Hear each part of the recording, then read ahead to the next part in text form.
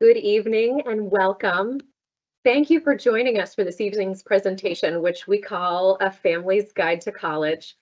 My name is Erica Caloiero. I'm the Vice Provost for Student Affairs at the University of Vermont, and I'm joined this evening by Joe Russell, our Assistant Dean of Students, who will introduce himself further in a few minutes.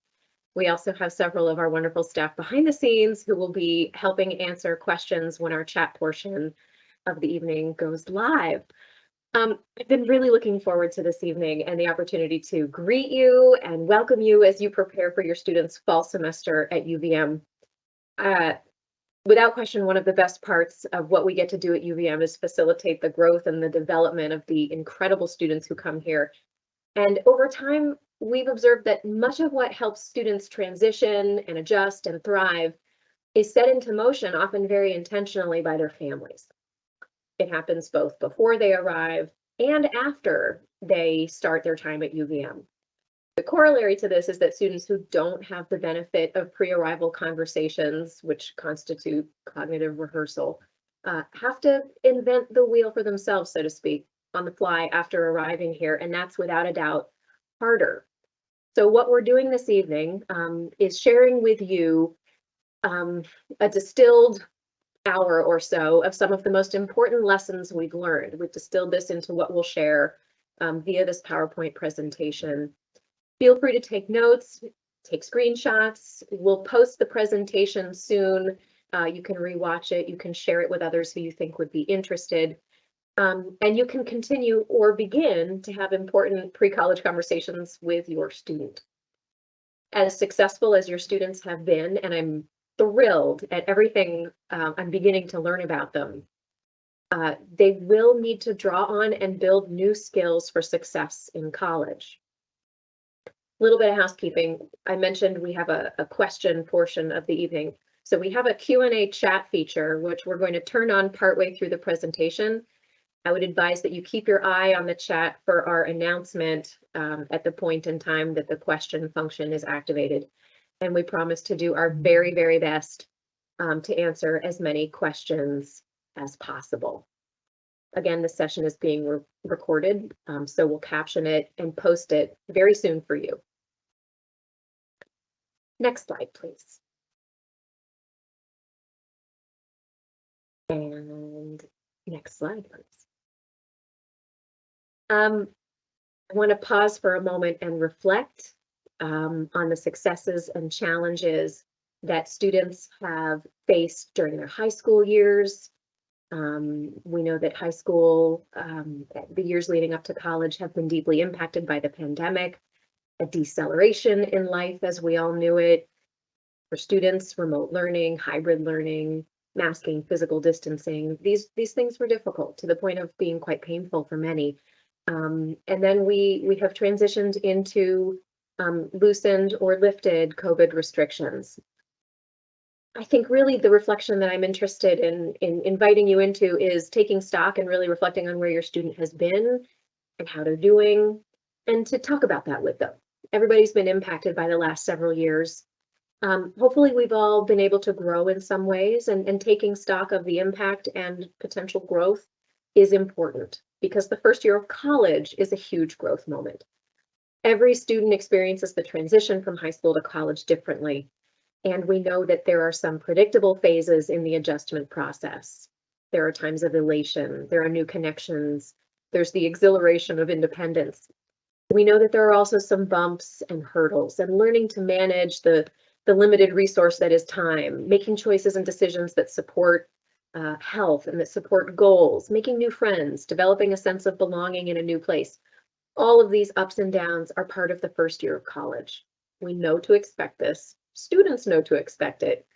And to live it, to navigate it, will both require and develop new levels of resilience, tenacity, help-seeking, boundary setting, flexibility, and a whole lot more. So the good news is it's supposed to be challenging. And students are surrounded by a large group of peers going through the same thing. And we have a tremendous set of supports and services, resources on campus, faculty and staff whose life work this is. So a moment of reflection and thinking about some of what is very, very exciting and some of what could be bumpy. Next slide, please. Every student's life experiences and skill set coming into college varies. So with time and with experiences, lived experience, their skill sets develop. We know that students who create overlap between their academic lives, or if you will allow me, their credit-bearing lives and their non-credit-bearing lives, we know that the folks who create overlap between these areas of life are the happiest and the most successful. And we've done quite a bit to create opportunities for students to choose overlap in many different forms. As their skills in each of these areas, academic, social, and that sense of maturity, as their skills evolve, so does their sense of maturity. You've observed this over the last 17 or 18 years, and we'll be observing it over the next 4 years. I'll name very specifically that becoming comfortable with or aware of and able to work through discomfort matters a lot. Again, these are probably ideas that are not new to you. They will simply look different for students in a very new context.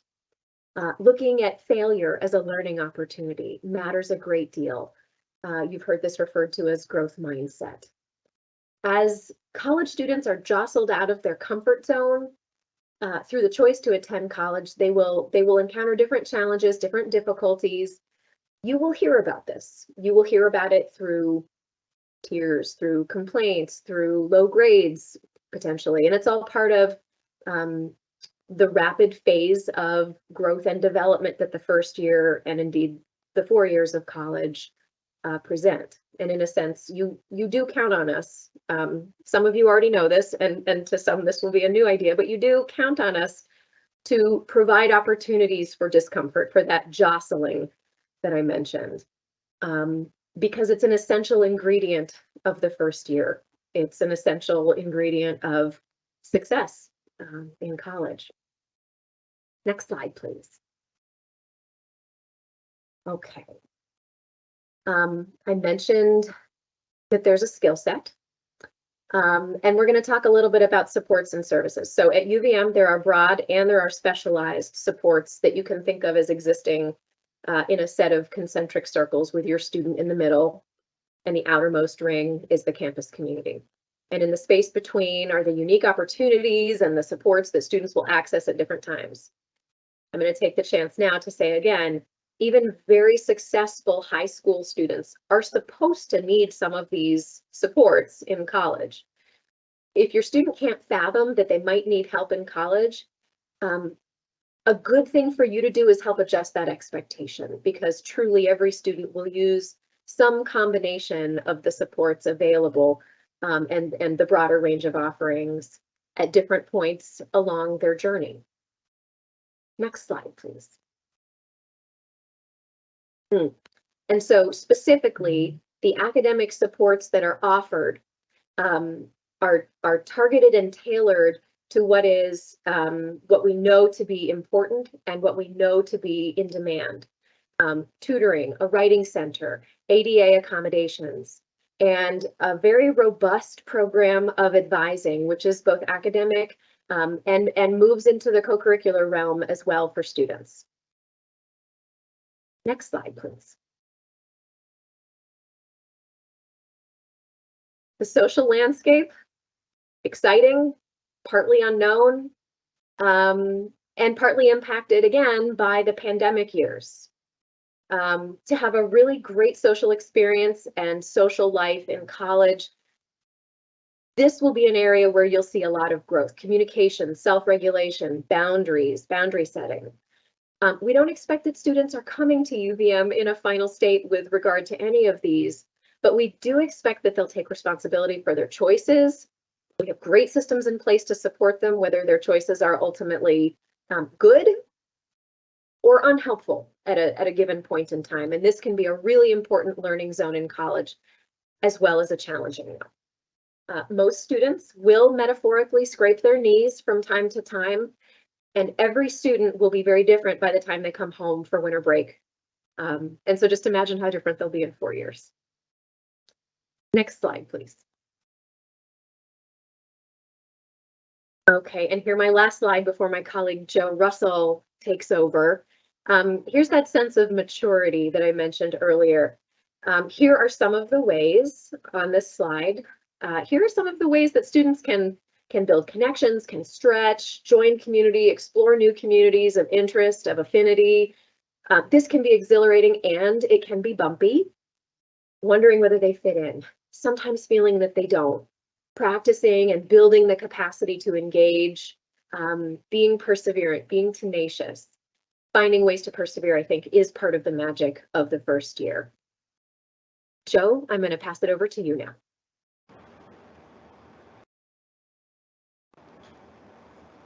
Thanks, Erica, and good evening, everyone. Warm hello from Vermont. We know that folks may be joining us from near and far, so wherever you're tuning in from, a warm hello. My name is Joe Russell. I use he, him pronouns. As Erica mentioned, I'm the Assistant Dean of Students here at UVM. Started working at UVM back in 2005, so I've been here for a few years. And as Erica has been, you can move to the next slide while I talk here. As Erica has been framing, we've learned a few things about what contributes to student success over the years. And so this is by no means exhaustive or complete, but we've found and we've heard from families and parents and guardians that this conversation has been helpful for them as they, together with their student, get ready to begin college. So we're going to do a little bit or best effort of sharing a few thoughts, and some of those are tips. And then again, invite you as a family to really discuss, interrogate, think through, kind of identify some of the areas that maybe like, oh, that actually is something that we didn't think about. Maybe we could do that. Or wow, great, we're already doing that, and it feels like we're heading in the right direction. So I'm going to move us along here in the interest of time. Next slide, please. One of the first tips that we ask families to really think about is to really strongly consider, is your student ready for college? And normally when we do this presentation in person, at this point, again, these couple slides, there are many wide eyes in the room. It is for some families a feeling that the train has left the station. What do you mean by asking the question about readiness for college? College is happening in a few weeks. But we do think this is still an opportunity to think about readiness. And Erica framed some of the ways we think about it earlier. Here are a few more specific ways. Does your student have a developing clear sense of self? Know how to make decisions and take initiative?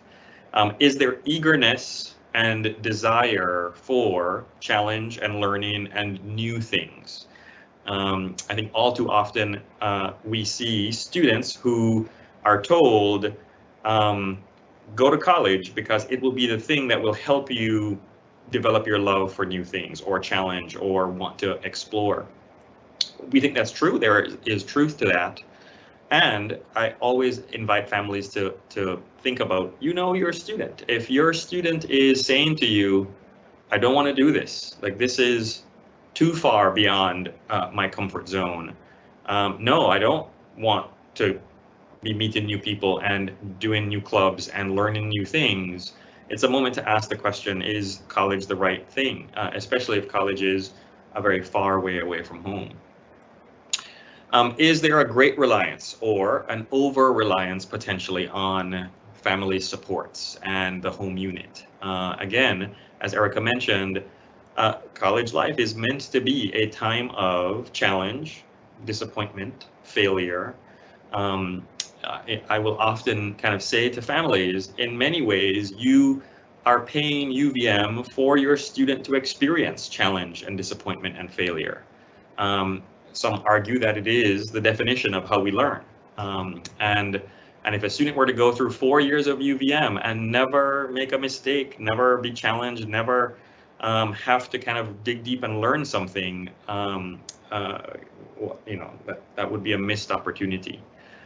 And important to reflect a little bit about how does your student cope and respond when those things happen. So an invitation and encouragement just to be asking the question and having conversation as a family unit with your student about readiness for college. Next slide, please. And this also leads into, our second tip is a clear encouragement of it is actually okay to wait. Again, many families are like, "What? Wait for what? No, Joe, we've paid money, we've bought things, we are ready, we are going to be there." And again, if some of the things that are on this slide may be true for your family or for your student, we found in the very least a piece of advice is to ask the question, is it the right thing to wait? We know that sometimes families feel the pressure or the concern of, well, if we wait, will my student ever go to college? And that there is some truth to that, but I think the data seem to not really bear that out. It is quite the opposite. In the work that I do, I didn't really introduce myself in terms of what I do. My main role on campus as the assistant dean is that I lead the university's care team. And so myself directly and a group of staff are helping students navigate difficult, challenging bumps in the road while they are at UVM. And so for us, the hardest things to respond to are those moments when it could be in November that I may be on a phone call home to family because a student is really struggling, really going through a difficult moment. And what we hear is, well, you know, back in April, this fairly significant thing happened. They were hospitalized for a period of time.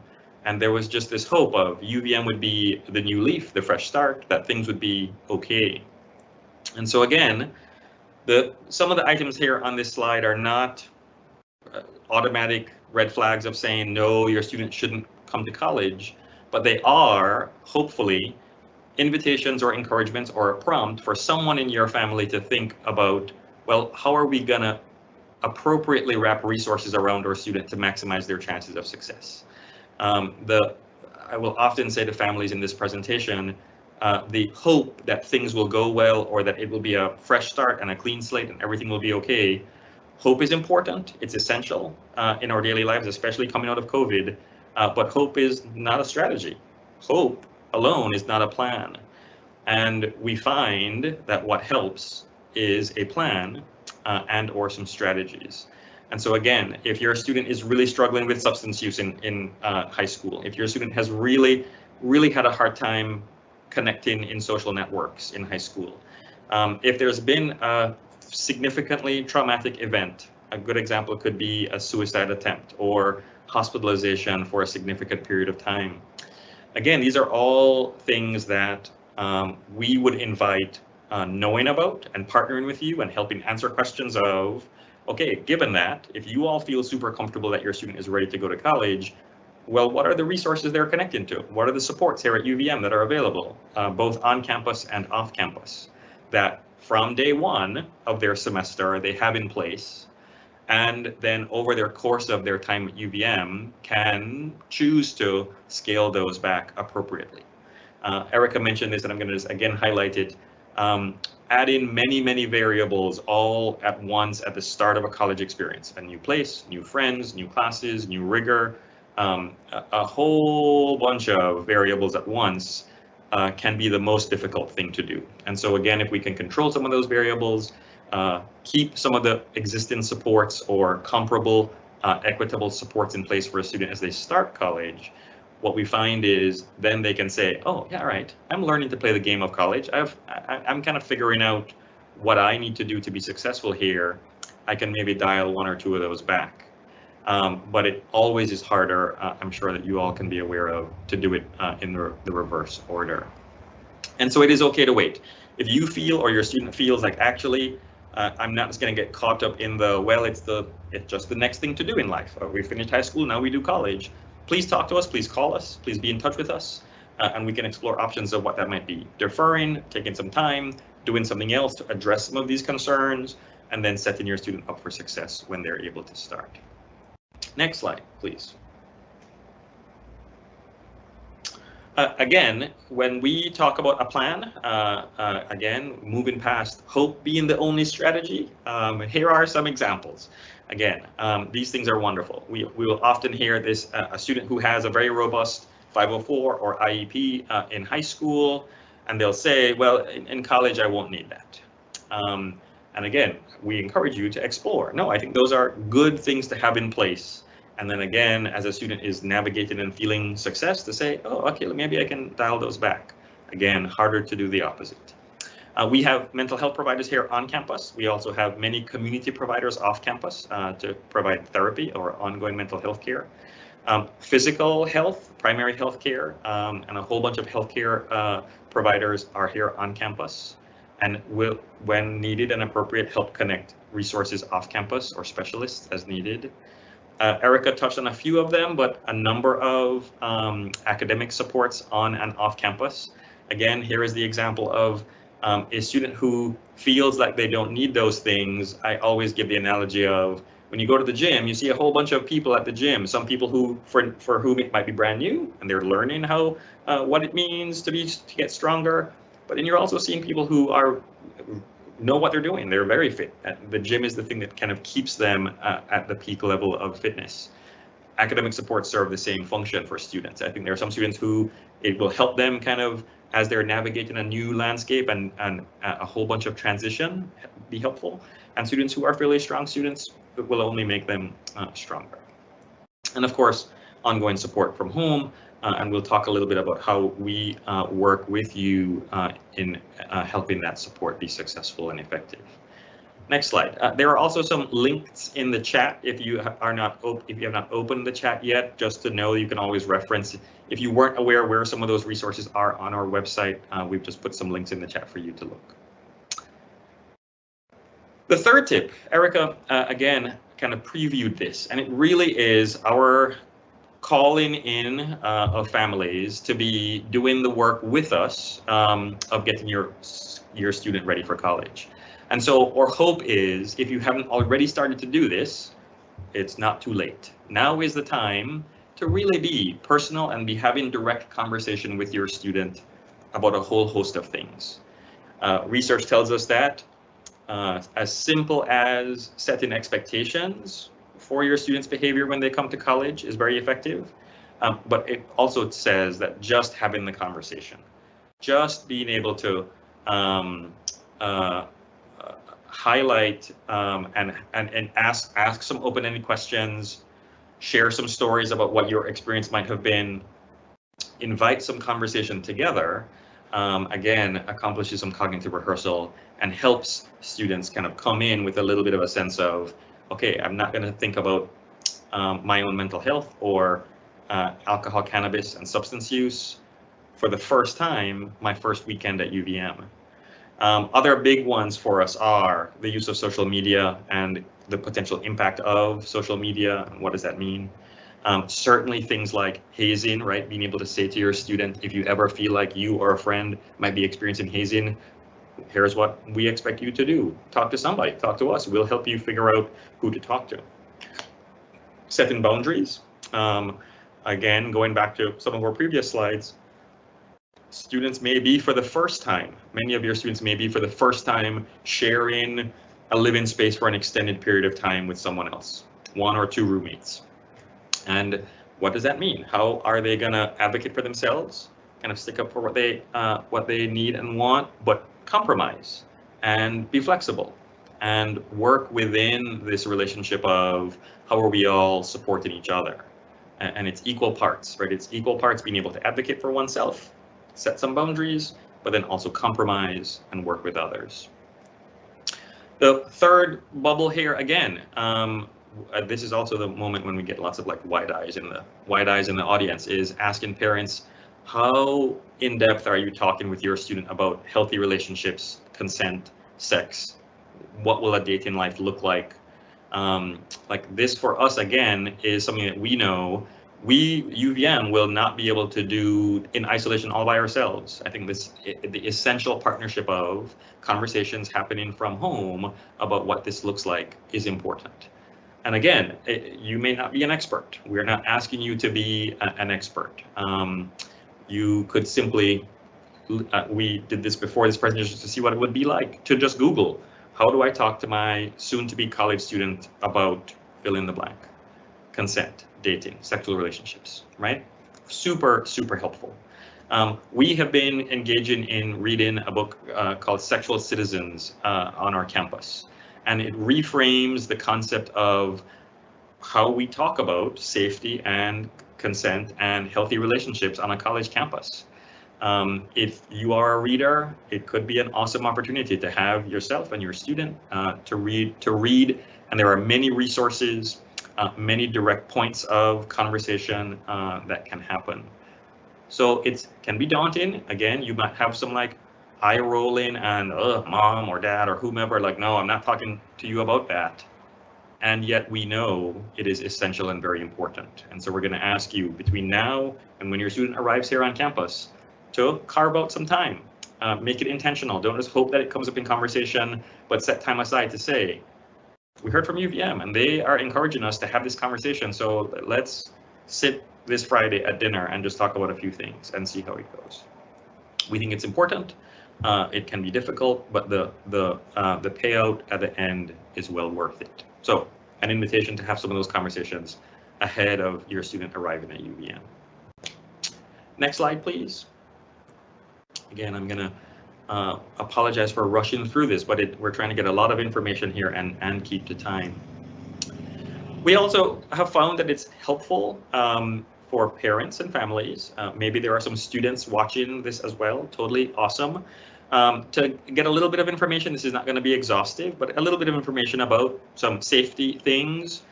In the green are some resources and things that we have available at UVM for you to be aware of.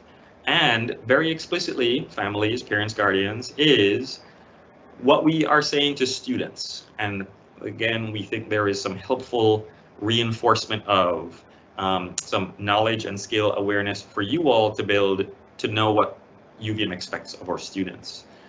In this green box, I'm just going to highlight the Live Safe app. It's an app that all students are encouraged to download. Many faculty and staff use it as well. It is this one-stop shop of a whole bunch of resources, preventative, proactive. It's places to report concerns. It is places to access help when you need it in the moment. It also has features like a virtual walk home program where students can have someone with them as they walk home. So we highly encourage your student to do that. So you could ask the question, have you downloaded LiveSafe and logged into it? It's a good thing to do. In the blue, again, some things just I'm going to highlight a few of them. Email is really the official mechanism of communication with students, and it can be hard because especially for students who haven't managed lots of email before, they may come to UVM and all of a sudden feel inundated with, wow, there's a lot of email from professors and messages and all kinds of things, and it can be overwhelming, but it's important that they stay on top of their email. Simple things like we have rules on campus, and those rules are enforced. We believe in equal levels of support for students and accountability if there's potentially a violation of our policies. And so just again, to have that expectation for students that this is an environment in which for the safety of everybody in the community, we hold to these rules and will hold students accountable to them. A few safety things. One of the things I would always say to families so they can say to students is be thoughtful and intentional about safety. Burlington is relatively a safe place, on campus, relatively a safe place. And we know that there are things that students can do, not allowing strangers into a building, locking their door when they come and go. Small, simple things that, again, helpful to have a plan and some thought and intention behind it than just hoping that everything will go well. Next slide. Similarly, do we skip a slide there? Can we go back one slide? Just quickly again, no, we went back too far. Go ahead one slide. Personal safety. Again, quickly, some things here. UVM has tried to create environments in which students can get to and from campus downtown effectively and safely. So knowing the shuttle schedule, knowing what those resources are, super important for students. We always encourage students to, again, lock doors when they're leaving, especially when laptops and lots of expensive personal things are left around in a room. We encourage students to walk in small groups, to have buddies, not large groups, because we also are trying to be good neighbors to our neighbors who live in the Burlington community, but just as a safety mechanism. Let folks know where you're going, who you're going with, when you plan to be back, all of the things that we know our students learn in life. We hope that they bring those to college with them. Next slide. And again, some important resources here, specifically around alcohol, cannabis, and other drug use. We have a whole bunch of resources again here on campus. Your student is going to be asked to be doing a few modules, some pre-college learning, which again we think sets a good foundation, some shared language, a shared understanding about some of these topics. Alcohol, cannabis, substance use is one of those.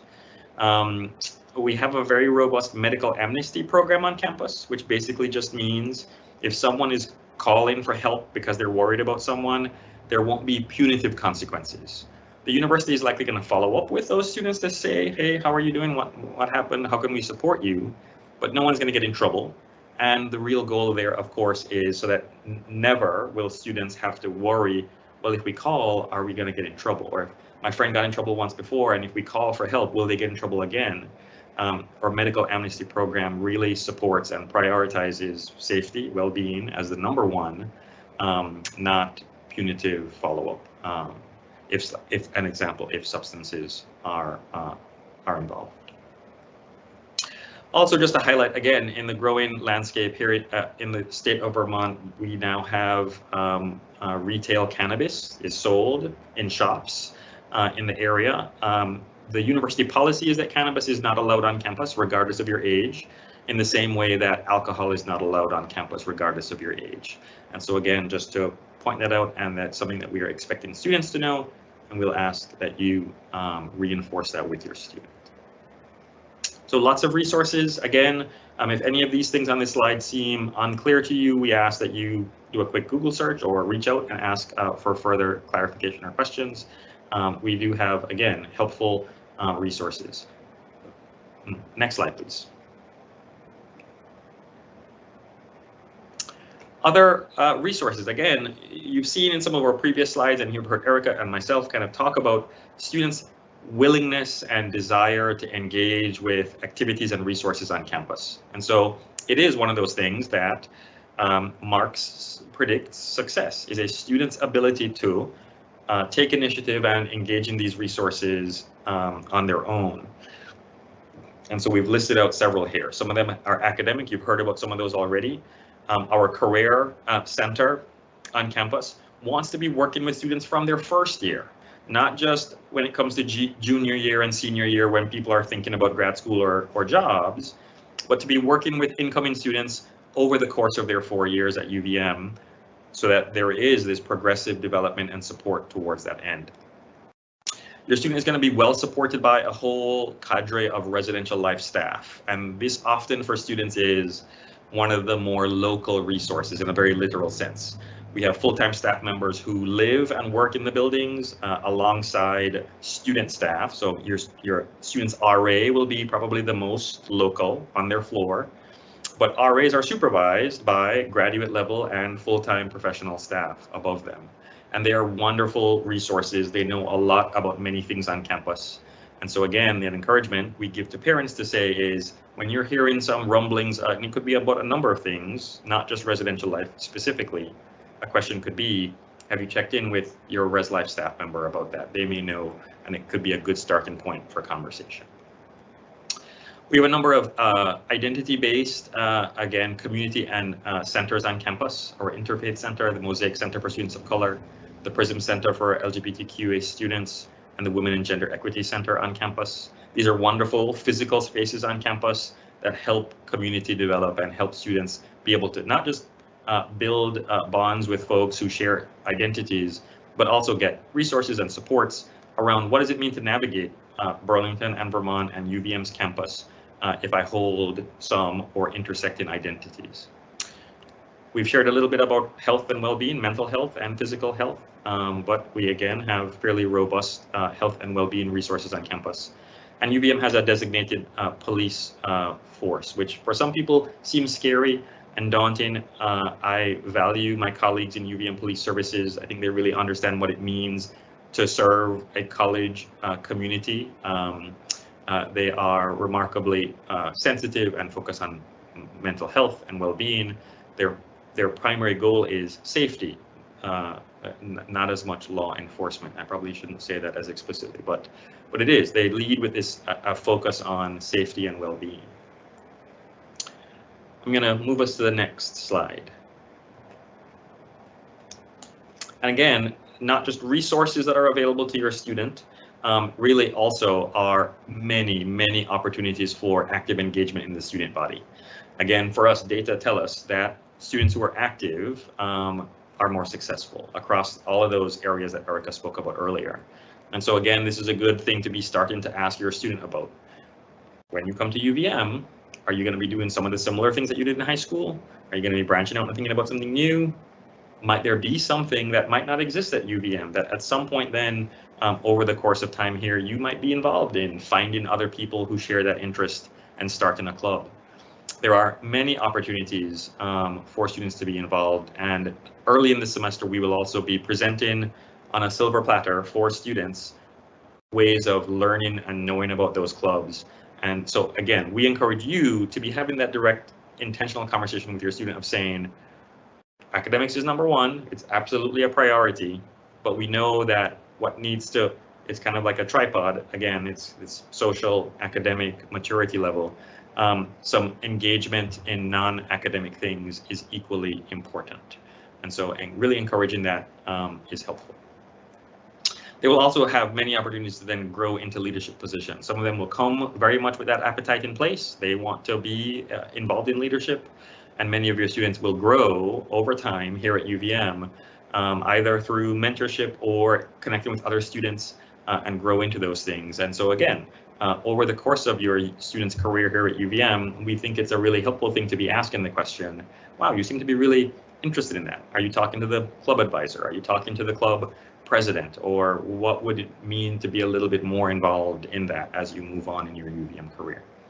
We find that, again, not surprisingly, when students come back to campus for their 20-year reunion, some of those opportunities are the salient things that have carried them through those 20 years, not just the things that they learned in their academic major in classes. So again, I apologize for rushing, but again, this is a kind of fairly high-level overview of some of the resources and things that we think are helpful for you as a family to start to have a sense of as you're thinking about, continuing to think about your student being successful here at UVM. I'm going to pass it back over to Erica to kind of finish up our presentation with our next couple of tips and some more information. Thank you, Joe. I could listen to you give advice all day. I really appreciate your perspective and how even a keel you have amidst what is, again, between the transition to college and the size of our community, there is significant complexity. All right, I'm going to move us into our next tip or insight piece of advice. As you're hearing this evening, our approach is one of talking with students openly and honestly and frequently, working with students directly, and we are happy to hear from you and partner with you to support your students' success. A really important area of their learning is in the realm of communication. That includes finding information, that includes using the information that they've found, asking for information that they cannot find, and I can't overstate this, asking for help, becoming the handler of their own daily needs and life business. You can support this, and many of you know this, and so please hear this as affirmation. You can support this by encouraging independence and responsibility for this work. Next slide, please. Part of handling their own life business has to do with on our end, what information can and cannot be shared. The Family Educational Rights and Privacy Act of 1974, amended several times since then, both protects students' information and upon arrival in college empowers your student to make a big move in the direction of personal agency in their own life. More good news here. We all want the same thing for your student. We want their growth and their success. We want them to be challenged and to move through challenges independently and with support as appropriate. We do not have a university-wide FERPA waiver, and we do have a long-standing and well-established, again, philosophy of working with students, partnering with families when it's important to do so, but really providing students the guidance and the support to increasingly handle their own life business, their life admin. Next slide, please. Our direct work with students, again, because we don't have a university-wide FERPA waiver, we do hold ourselves to a standard of partnership, and we look to students as the driver of their experiences. There are rare instances, such as when we have a clear health or safety concern, when we will contact families, parents, guardians directly. Family partnership in this area, I think, often means, and certainly prior to arrival on campus is ideal. It means establishing together as a family some expectations for how you will discuss together with your student different aspects of their college experience. It could include grades, it could include disciplinary pieces that may arise. You know, these are pieces that would often be addressed by FERPA, but again, we have some exceptions that are established. But again, going back to what Joe was talking about with respect to getting personal, and some of you are highly skilled, well practiced in this area, and for others, it hasn't been part of the habit. And this is the time to examine for your family what will help you together with your student in the next 4 years. Next slide, please.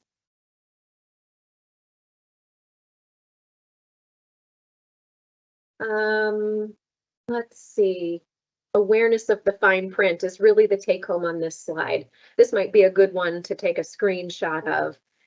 Here are some of the pieces we think may be useful to you, again, in the realm of the fine print. Your student will be given some of this information during orientation, directed to it via other communications that come to them. We talk about some policies. We certainly talk about safety. Again, a good piece of content here to capture, if you'd like to take a moment to do that. And next slide, please. Okay, here's our roundup of the tips that we have shared thus far. We hope you have found it helpful thus far. Next slide. All right, and this one's for you. We're going to pause and invite a moment of reflection again. And I'll just pose a few questions to you. What rang true to you, or perhaps felt uncomfortable? What felt like new territory? This is a good moment, and please do take the moment to make a note of a couple of key action items for yourself. Are there conversations you want to have? Are there things you need to look up? Are there things you've been meaning to do, prepare, inform yourself about that have been jostled loose for you so far in this evening's conversation? Next slide, please. Okay. It's June, yes, but we're planning for fall. And as I like to say, we could debate what the best season in Vermont is all day, but I like to settle it for us. Fall is the best. Okay, seriously, we do hope that you will visit. It's a wonderful time to be here. It's right around the 6-week mark when many students have settled into a really good rhythm. They're still exploring, of course. There are still discoveries happening frequently, and they know their way around. They know some people. They have a favorite place to study, or they have a favorite, class, professor, activity they have something that they can show you about their new home. It's a wonderful time to visit. Please get a screenshot of this as well so you have the dates. And then I'll move us to the next slide. We don't want to wrap up our presentation without underscoring a few more. Well, this is going to be reiterating a few things. And Joe spoke to this, and so I will just say again, every student should download the Live Safe app. It's got a lot of good content in it. You can download it as well. We do also require incoming students to do these online modules on several important topics. They're due before students arrive, and students will receive emails with links to the modules. They're mini course, they're very short, really doable.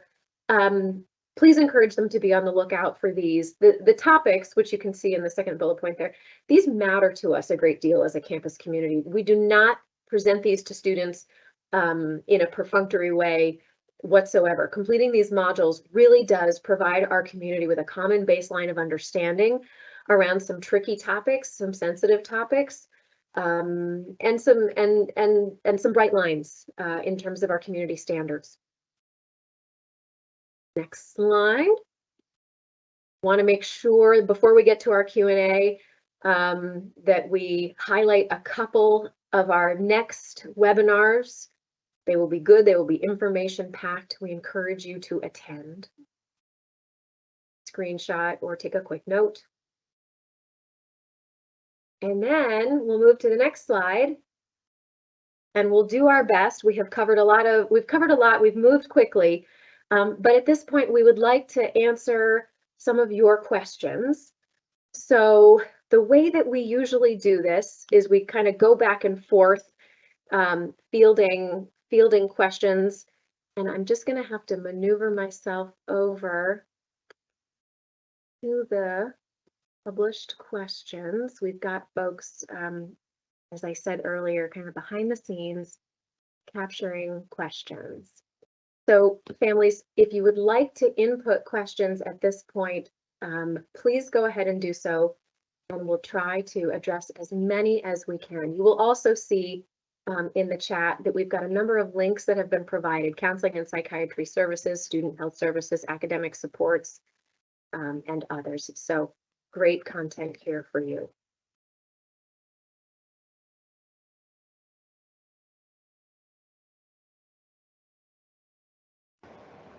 What is the Catamount family newsletter? Why, thank you for asking. We have a developing program of engagement with you, who we refer to as our Catamount families. Your students go to UVM. Our mascot is the Catamount, and you're not gonna get out of here without us telling you that we love you too. We want to communicate with you frequently. We want to try to provide really timely, relevant, useful, and sometimes fun information to you.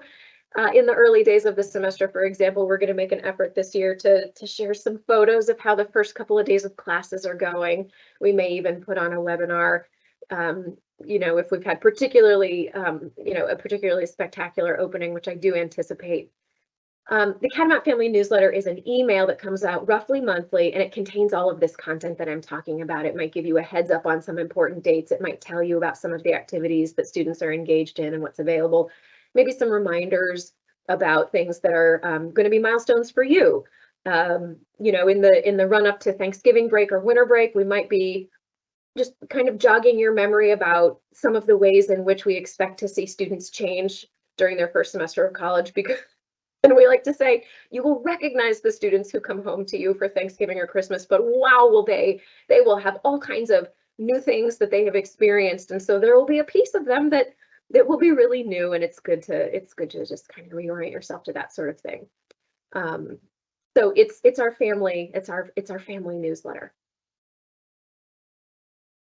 Our next question from Lisa: in terms of orientation in August, should families plan to be there for the long weekend, or should we drop off, help move in, and leave? I have to ask Joe to answer this because you have all the experience, my friend. Well, I will name it's the $1 million question with no clear yes or no answer. I might invite you as a family to ask the question, what does your gut tell you about what serves your student best? What in that might you be doing to serve your own needs, which are important and valid and okay to think about, right? So there are families for whom they're like, no, actually, as this transition is happening, I need a little bit of patience and time with it as well. But to really focus and center your students' needs. There are, I think, equal number of, for every student that I can think of that has maybe benefited from having family around for a little bit longer than just kind of dropping off and going, I can think of a student for whom that has been a source of difficulty. You know, it's a hard analogy to make, but I think I'm asking for people's forgiveness in this incomplete and imperfect analogy. It's a little bit like sleepaway summer camp, right? Sleepaway summer camp, a part of the experience is having to go through the difficult transition of a little bit of homesickness, a little bit of like difficulty. And we all, I think, have had the experience of it's hard to do that when mom or dad or someone is in a hotel right down the road. It's hard for that separation to happen. So I'll try and be as diplomatic as I can say my encouragement would be to make sure you're reading through the orientation schedule. There are some events and things intentionally meant for families during orientation. And then it is going to be a really personal family decision about, is there any benefit to kind of staying around a little bit longer or not? We know that because of distance, some families are compelled to try and stay around a little bit because they can't drive in one go. But the parameters around that, I think I would invite you to really think about. No, actually, we think that this is what, or it's going to be helpful for that level of support for our student to exist. Or actually, we think our student is going to be best off if we just kind of allow them to have that transition happen. So a helpful non-answer. I will also, I didn't say this at the beginning of when I started to speak. I've just come back from a conference, so was on a red eye last night and can feel my brain being foggy with travel fatigue. So I hope there were some nuggets of helpfulness in that answer for everyone. It was a good question. Should I just keep going with the questions here? I'm happy to take this next one as well. We have a question about accommodations, and it's about, is there a deadline to apply for accommodations? The short answer is there is never a deadline. I will say our Student Accessibility Services is the office that kind of manages accommodations on our campus, is clear with students that accommodations are never retroactively enforceable or applicable. And so my encouragement always to students would be, the deadline is, when do you think it's going to be really beneficial for you to have those in place? And if the answer is, I should probably have those in place right as the semester starts, then the deadline is ASAP. Like you need to kind of start that process and start going through that as soon as possible. Again, students have the ability to always add more information, add more documentation, continue that accommodations exploration process with Student Accessibility Services, but there is not, that I'm aware of, any kind of specific date by which, oh, it's now too late to be going through the process. Really what happens is, as you wait longer or go later on in the summer or into the semester, then the date that the accommodation actually gets put in place and is helpful gets pushed back, and sometimes that will not serve your student well. And so again, my encouragement is, if you're exploring that, just to be in contact with that office sooner than later.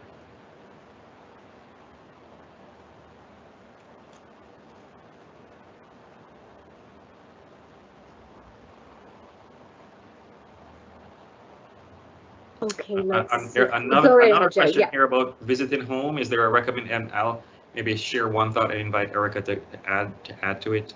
Is there a recommendation for visits home or from family?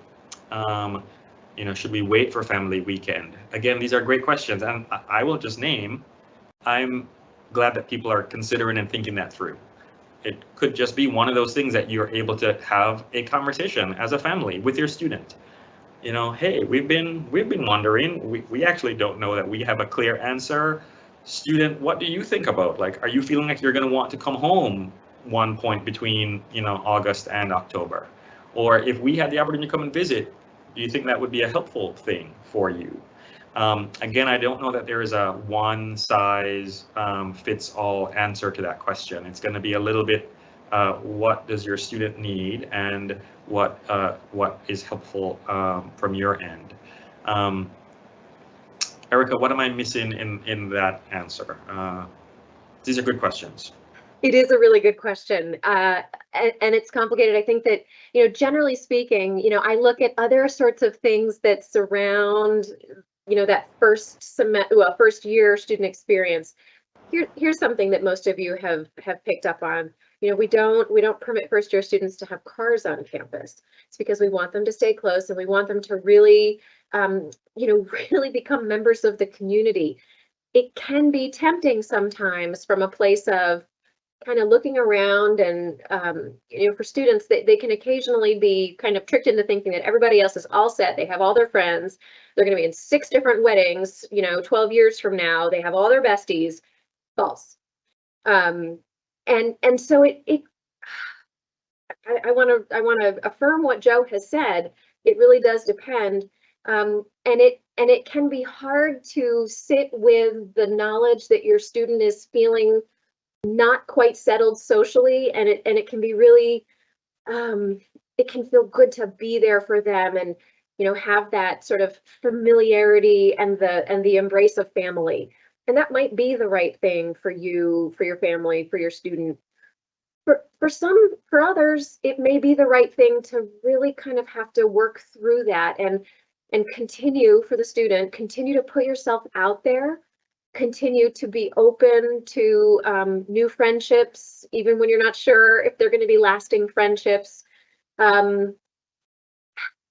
I mean, again, I'll just reiterate, it is supposed to be challenging.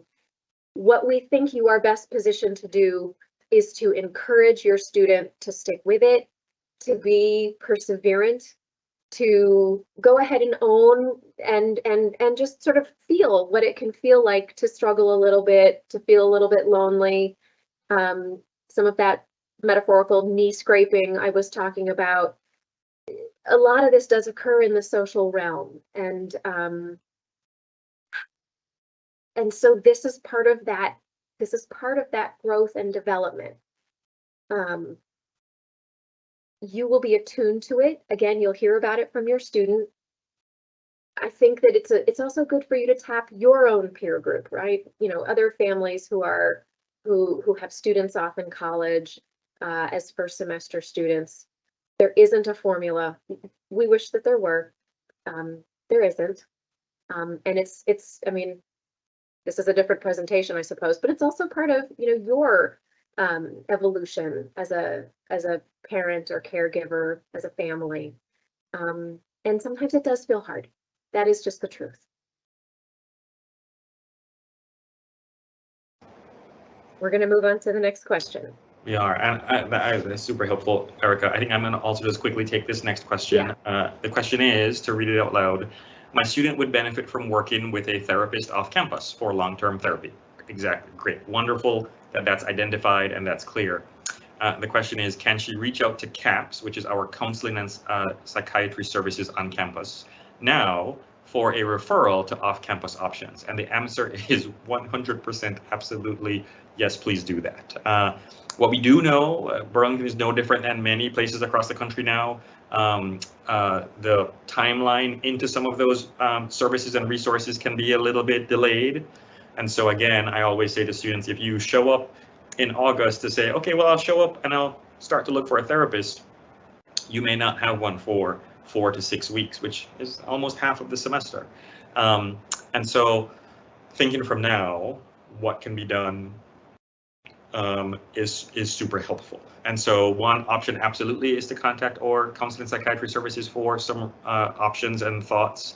Again, I will also name that folks here on the care team, as I mentioned earlier, are a not bad resource as well. If you're a student or you are finding really a difficult time in doing that, also please don't hesitate to reach out to myself or the care team, and we will be able to try and provide some assistance.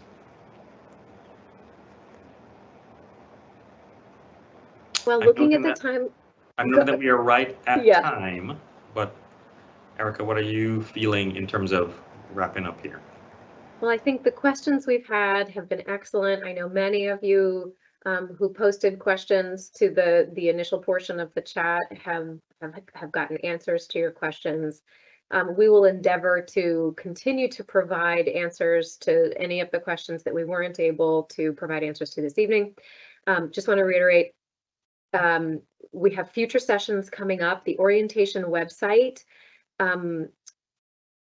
it has all of those dates and times. Those are excellent sessions to attend. They will all be recorded and posted. This one will be up within several business days, possibly as much as a week, but we will get that posted so that you can watch portions again that have been useful or that you may have missed.